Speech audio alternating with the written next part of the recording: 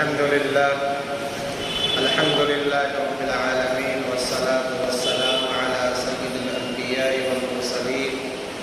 وعلى آله وصحبه أجمعين أما بعد فأعوذ بالله من الشيطان الرجيم بسم الله الرحمن الرحيم تعاونوا على البر والتقوى ولا تعاونوا على الإثم والعدوان. وعن زيد بن خالد الجهني رضي الله تعالى عنه قال قال رسول الله صلى الله عليه وسلم من جهز غازيا في سبيل الله فقد غزا ومن خلف غازيا في أهله بخير فقد غزا. وعن أبي موسى الأشعري رضي الله تعالى عنه قال قال رسول الله صلى الله عليه وسلم إن المؤمن للمؤمن كالبنيان يشد بعضه بعضا. وعن ابن عمر رضي الله تعالى عنه قال قال رسول الله صلى الله عليه وسلم المسلم أخو المسلم لا يظلمه ولا يسلمه ومن كان في حاجة أخيه كان الله في حاجته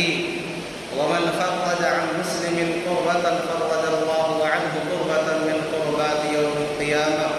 ومن ستر مسلما ستره الله يوم القيامة او كما قال علیہ الصلاۃ والسلام. حضرات گرامی معزز سامعین اعزاز، آج کے اس مبارک جمعہ میں میری تقریر کا عنوان ہے آپسی تعاون. اچھے عمل اور نیک عمل میں ہم ایک دوسرے کا تعاون کریں، ایک دوسرے کا ہاتھ بٹائیں اور برائیوں سے خود بھی رکیں اور دوسروں کو بھی روکیں. تو اللہ رب العزت نے اور رسول پاک صلی اللہ علیہ وسلم نے ہمیں اس بات کی تاکید فرمائی ہے اور حکم دیا ہے کہ اگر کوئی نیکی کا کام کر رہا ہے تو ہم اس کا تعاون کریں، خود بھی نیک کام کریں، اور اگر دوسرا کر رہا ہے تو بجائے یہ ہے کہ ہم اس کی حوصلہ شکنی کرنے کے، اس کو روکنے کے، ہم اس کا ساتھ دیں. اور اگر کوئی برائی کا کام کر رہا ہے تو اولاً ہم خود اپنے آپ کو برائی سے روکیں اور جو دوسرا برا عمل کر رہا ہے اس کو بھی برائی سے روکیں. یہی ہے اسلام کا پیغام. انسان اپنی معاشرتی زندگی کے اندر اپنی ساری ضروریات کی تکمیل از خود نہیں کر سکتا. اللہ رب العزت نے ہر انسان کو دوسرے کا محتاج بنایا ہے تاکہ اللہ رب العزت اپنی خالقیت، اپنی مالکیت، اپنی معبودیت کا احساس دلا سکے. امیر کو اللہ تعالیٰ نے محتاج بنایا غریب کا. امیر یہ نہیں کہہ سکتا ہے کہ ہمارے پاس تو اللہ نے اتنی دولت دی ہے کہ ہمیں کسی کی کوئی ضرورت ہی نہیں ہے. اس کی دولت کس کام کی کہ جب اس کے ہاں کام کرنے والے ہی نہ ہوں گے، اسے کوئی پوچھنے والا ہی نہیں ہوگا. تو اللہ تعالیٰ جو ہے کتنوں بھی بڑا مالدار ہو اسے بھی محتاج بنائے تاکہ احتیاج اس کے اندر باقی رہے، اس کو احساس ہو کہ وہ مخلوق ہے، خالق نہیں ہے. غنا جو ہے، بے نیازی، یہ اللہ کی صفت ہے. اللہ کو کسی کی حاجت نہیں ہے. انسان چاہے وہ مالدار ہو، میں نے بتایا کہ بڑی بڑی فیکٹریوں کے مالکان اگر جو ہے کارکنان عملہ ہاتھ کھینچ لے تو ان کی فیکٹریاں بند ہو جائیں. وہ مالک کو ان کے سامنے ہاتھ جو ہے پھیلانا پڑے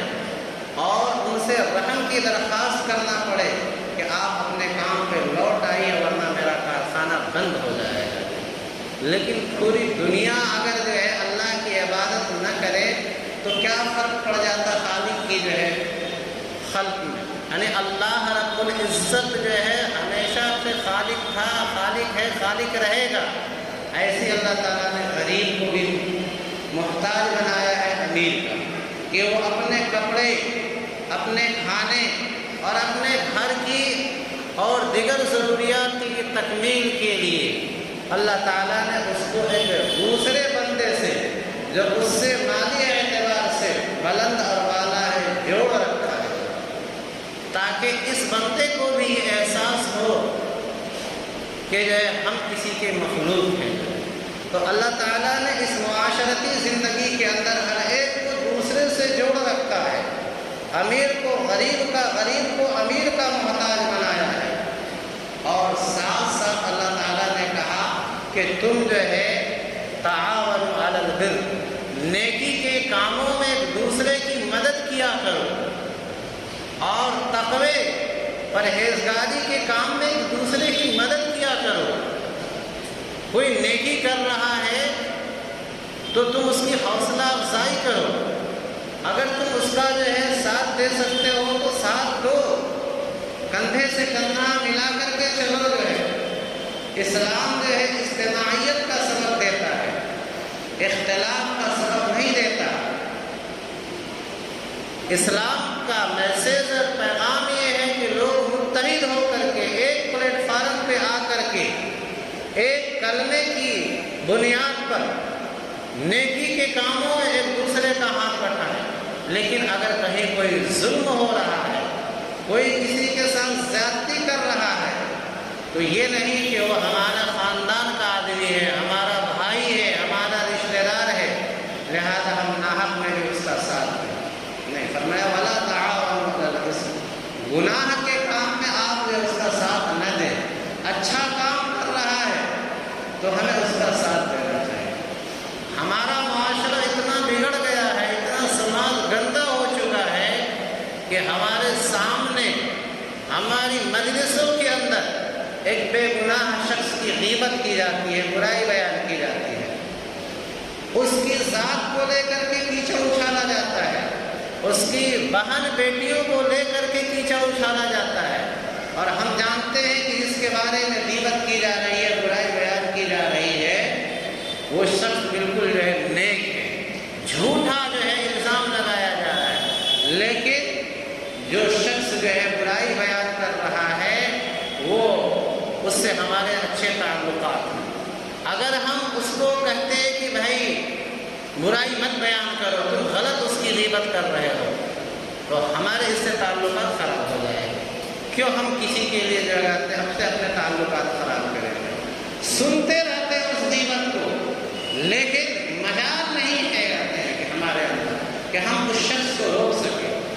پیار بھرے انداز میں کہہ سکتے ارے بھائی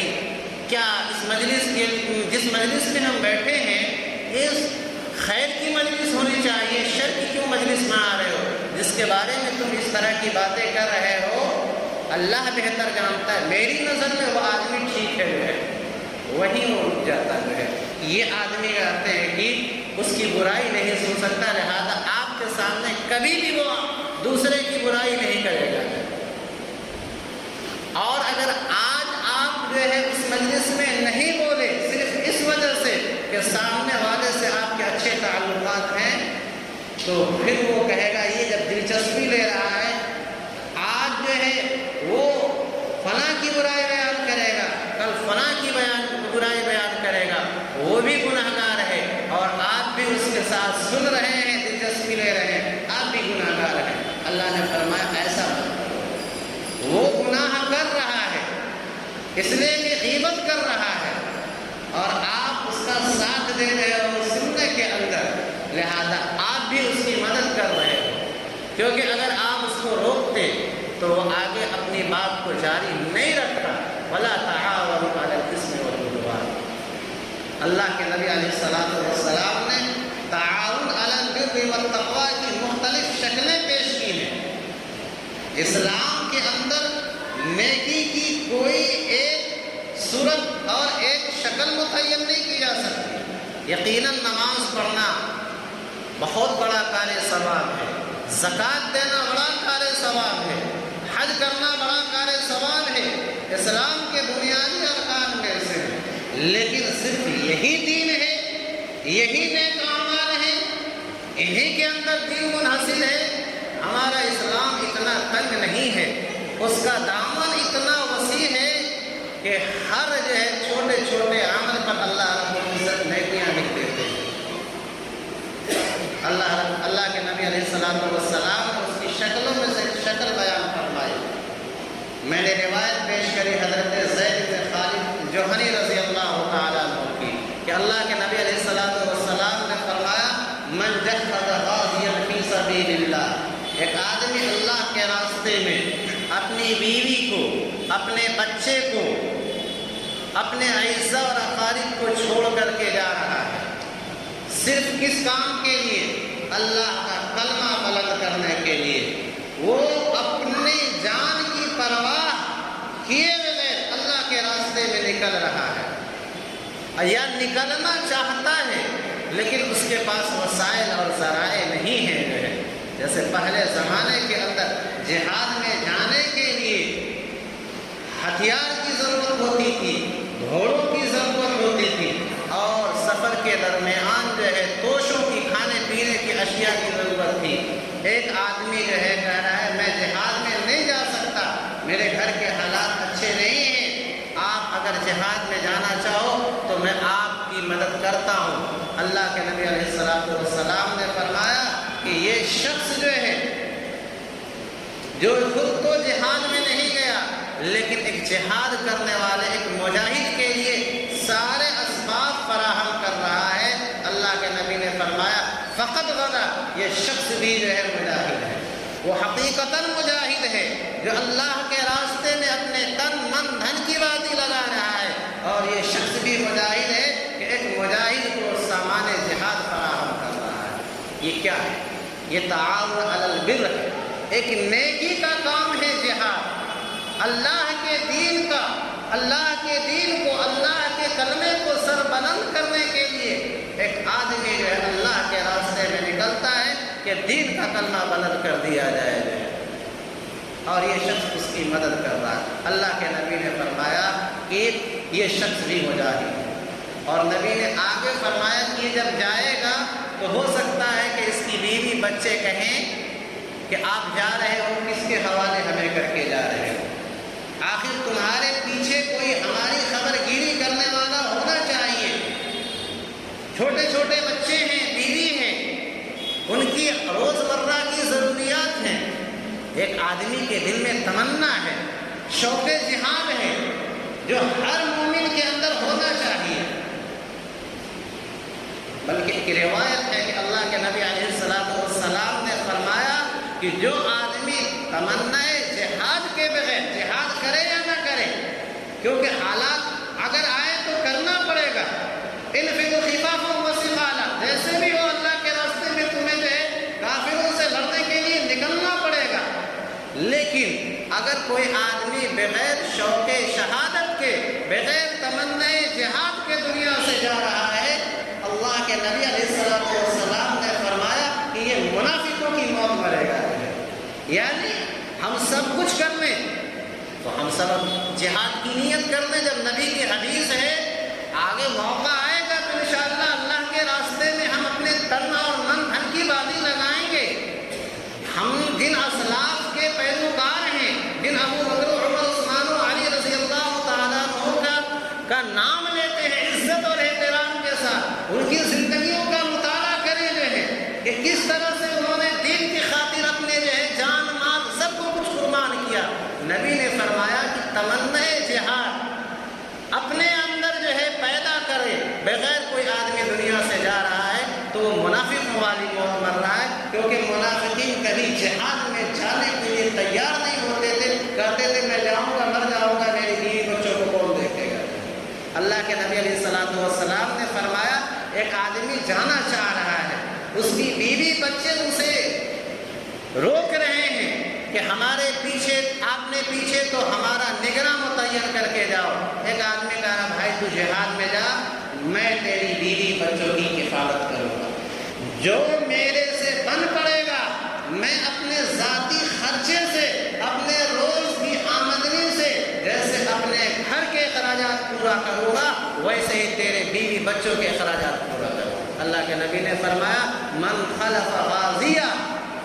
کہ جو آدمی کسی مجاہد کا جانشین بنتا ہے، فی اہلہ، اس کے گھر والوں کی ضروریات کی تکمیل کے لیے، بخیر،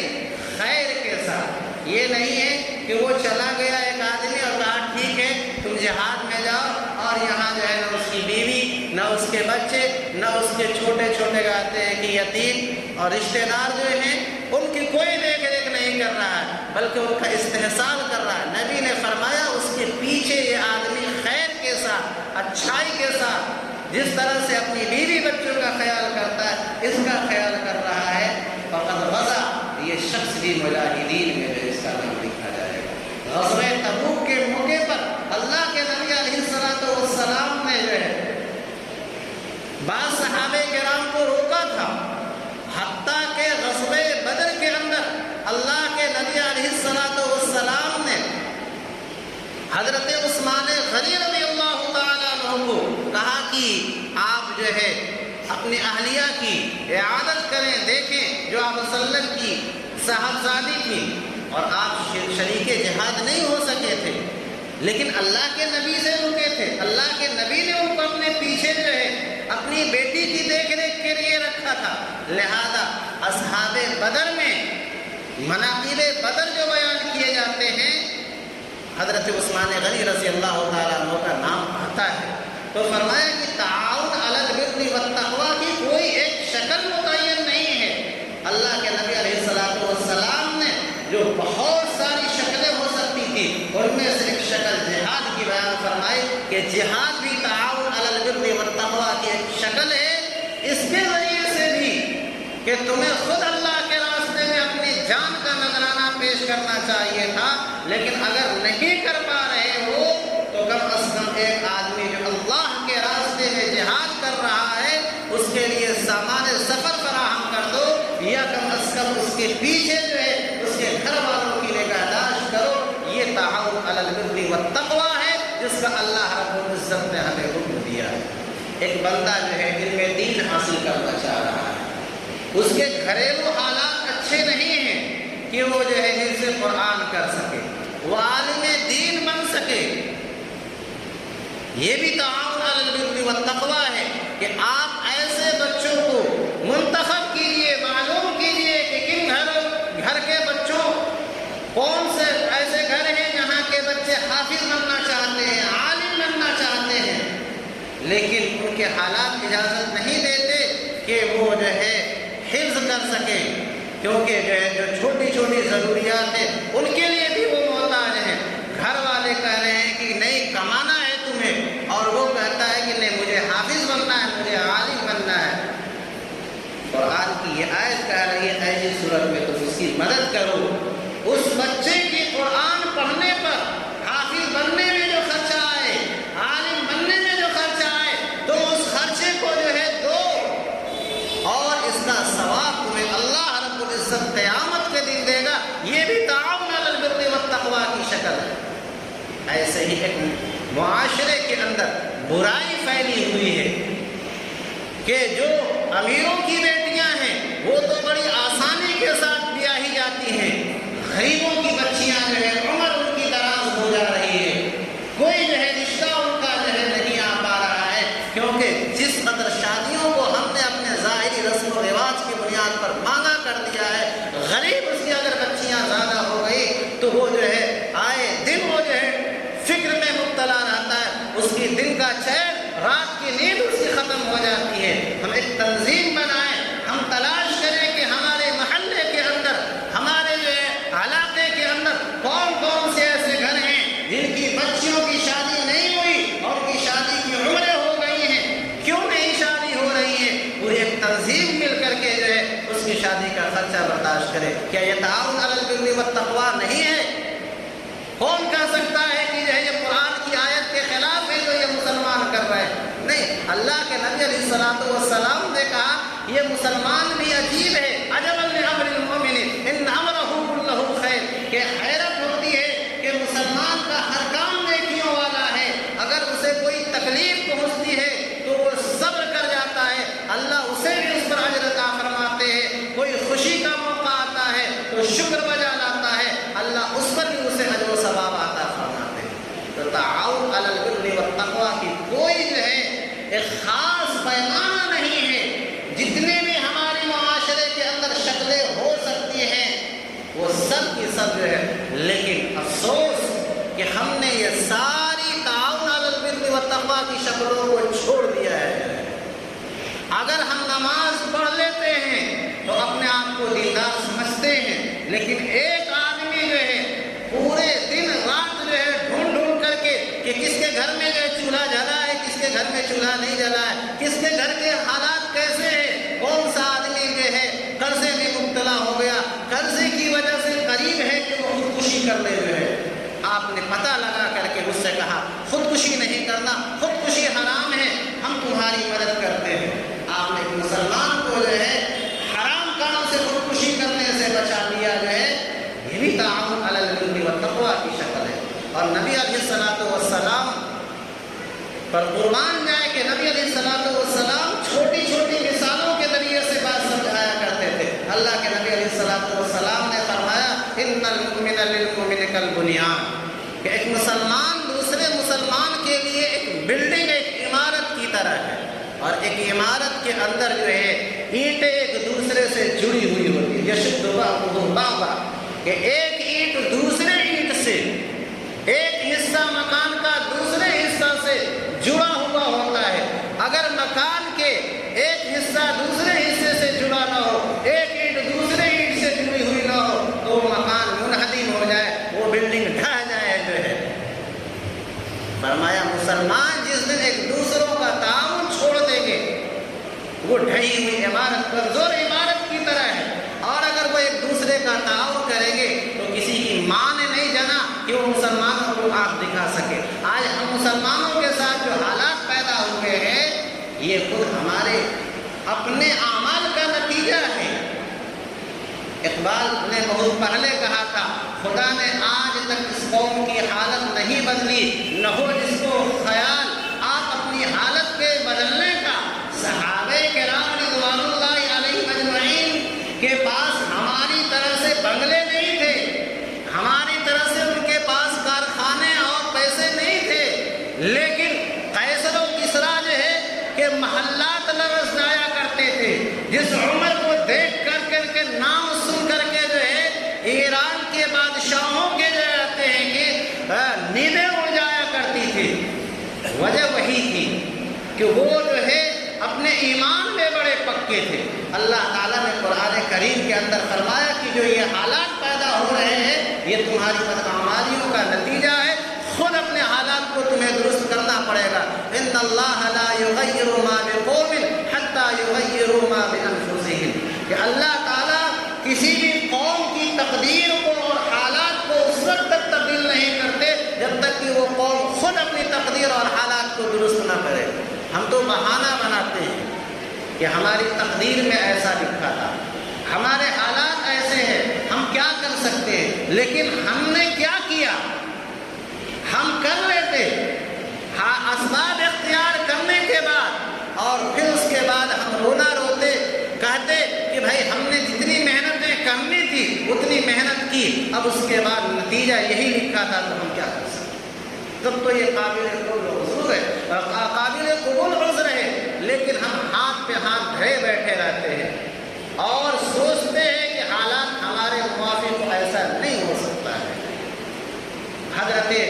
عبداللہ ابن عمر رضی اللہ تعالیٰ عنہ کی روایت ہے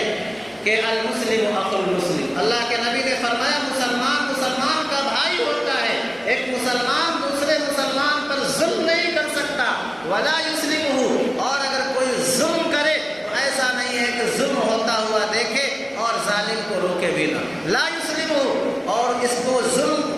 سہتا ہوا چھوڑ دے، ایسا بھی نہیں کر سکتا۔ پھر نبی نے فرمایا کہ من کان فی حاجت اخیہ، اگر کوئی اپنے دینی بھائی کی حاجت اور ضرورت کو پورا کرنے کی فکر کرتا ہے، کان اللہ فی حاجتہ، اللہ اس کی حاجت کو پورا کرنے کی فکر کرتا ہے۔ ومن فرج عن مسلم کربہ، اگر کوئی کسی مسلمان کی کوئی تکلیف کو جو دنیا کے قبیل سے، اور تکلیف کوئی مال ہی کی نہیں ہوتی ہے کہ اس کو جو ہے قرضہ ہو گیا آپ قرضہ ادا کر دیے، کبھی کبھی اس کو کوئی ذہنی الجھن ہو جاتی ہے،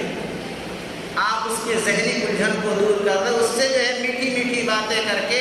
اللہ رب العزت نے فرمایا کل قیامت کے دن جب تم پریشان ہوگے تو تم نے اس دنیا میں مصیبت جو غم میں مبتلا تھا اس کی پریشانی کو دور کیا، اللہ تعالیٰ قیامت کے دن تمہاری پریشانی کو دور کرے گا۔ اور ومن ستر مسلمہ، اگر کوئی کسی مسلمان کے عیب پر پردہ ڈال دیتا ہے، کون ایسا انسان ہے جو یہ دعویٰ کرے کہ ہم سے کوئی گناہ ہوتا ہی نہیں؟ اگر اس سے کوئی گناہ نہیں ہوا نہ ہوتا ہے، اس کا مطلب اس کو انسان اپنے آپ کو کہنے کا حق نہیں ہے، وہ فرشتہ ہے اس لیے کہ فرشتے سے کوئی گناہ نہیں ہوتا۔ لیکن ہم اپنے آنکھ سے دیکھ لیے یا کان سے سن لیے، ان سے کہہ رہے ہیں۔ فرمایا من ستر مسلمہ، آپ اپنی زبان پر کنٹرول کر کے اس کے جو ہے عیب پر پردہ ڈال دیے، تمہارے جتنے عیوب اللہ کے ریکارڈ میں ہیں، اللہ قیامت کے دن نہیں کھولے گا، اس پر اللہ پردہ ڈال دے گا۔ اللہ تعالیٰ ہم سبوں کو جو ہے دین پر چلنا اور ایک دوسرے کی مدد کرنے والا بنائے۔ آمین۔ وآخر دعوانا الحمدللہ۔